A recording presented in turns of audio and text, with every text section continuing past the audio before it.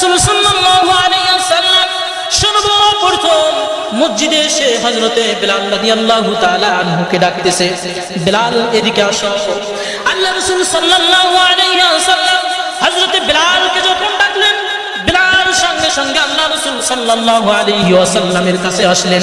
আল্লাহ রাসূল সাল্লাল্লাহু আলাইহি ওয়াসাল্লামের কাছে এসে বললেন, ইয়া রাসূলুল্লাহ ইয়া হাবিবাল্লাহ।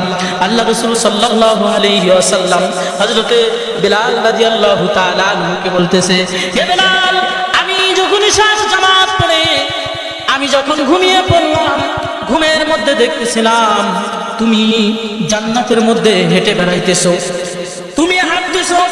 এই হাঁটার শব্দ আমার কান মোবারকে আসতেছে, আর আমি দেখতেছি বিলাল জান্নাতের মধ্যে হেঁটে বেড়াইতেছে।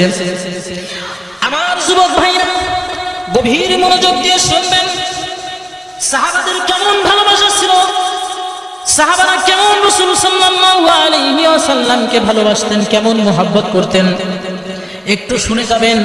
বিলাল রাদিয়াল্লাহু তাআলা আনহু আল্লাহ রাসূল সাল্লাল্লাহু আলাইহি ওয়াসাল্লামের কেমন সুন্নতের পাবন্দি করতেন। হযরত বিলাল রাদিয়াল্লাহু তাআলা আনহু আল্লাহ রাসূল সাল্লাল্লাহু আলাইহি ওয়াসাল্লামের কাছে আসলেন, এসে বললেন, ইয়া রাসূলুল্লাহ ইয়া হাবিবাল্লাহ। আল্লাহ রাসূল সাল্লাল্লাহু আলাইহি ওয়াসাল্লাম বিলালকে বললেন, বিলাল, তুমি তো জান্নাতের মধ্যে হাঁটতেছো, আমি শব্দ পাইতেছিলাম। বিলাল, তুমি কি এমন আমল করো যে আমলের কারণে আমি তোমাকে জান্নাতের মধ্যে হাঁটতেছো আমি দেখতে পারলাম, আমি তোমার হাঁটার শব্দ আমার কানে আসতেছিল।